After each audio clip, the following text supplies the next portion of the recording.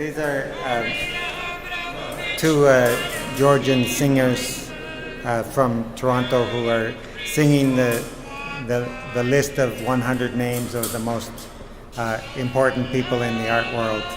It was published by Art Review magazine, and they publish the list every year.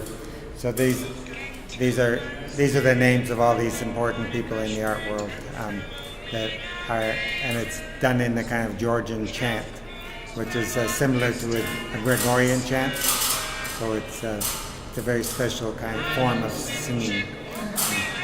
And my artwork is playing with the idea of why do artists make work, and where do artists make work, especially in a kind of under neoliberal economy. We have a kind of established all these international art exhibitions, international art schools.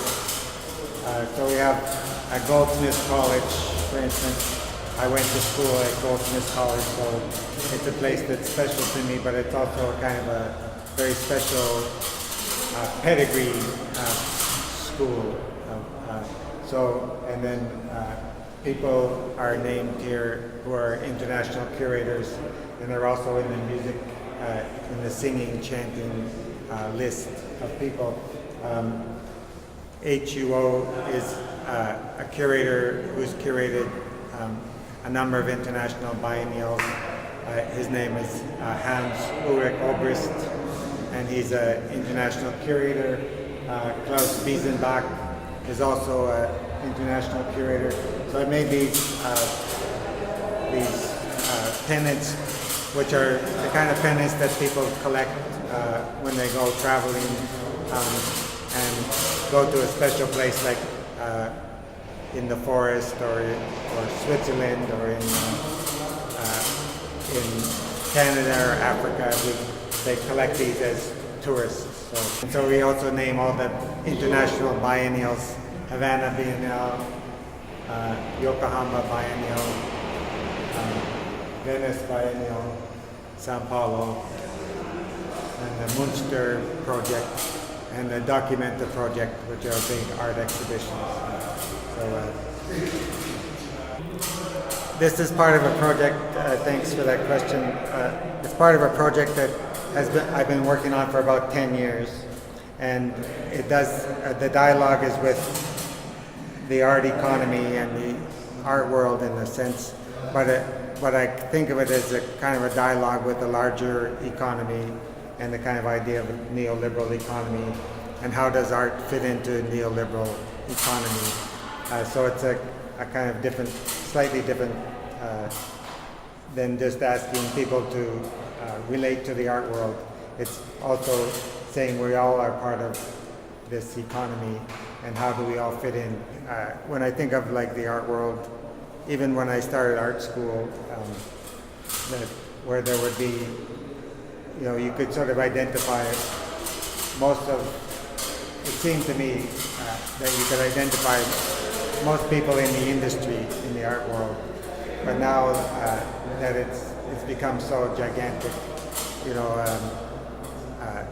20 years ago there maybe were 5 or 6 biennales in the world, and now there's 100 biennales in the world. So the industry has become large. And also when I started in school, no one ever would have called it an industry. So those are things that are a little bit different. And I don't explain any personal parts of the story, but I can tell you that I know some of the people. I've been to some of the schools as a visitor. I've been to almost all the events, and I've been sued, or I've been threatened with a lawsuit by at least one of the people in the list. Well, I guess I'm talking about the part of society I know I'm most familiar with, and that's my world in the art world. But I'm hoping that it will resonate outside of that, because I realize it's a very closed system in some ways. But also I want people to see that also art is part of economy in general, and it's an industry within a larger globalized economy. So here we have the São Paulo, the pennant of the São Paulo Bienale. São Paulo is certainly, a global player in this art world, and those kind of that kind of place is really important. And also, Brazil in general has received a place in the world of art and the global economy as well, in a kind of different way than it did 20 years ago. So these exhibitions are, they're part of a kind of very globalized kind of system, and you see the same people's names, the same events advertised in magazines. You see many of the same people at biennales around the world.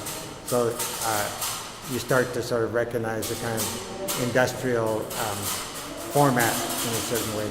So again, I would say that's a condition that we live in.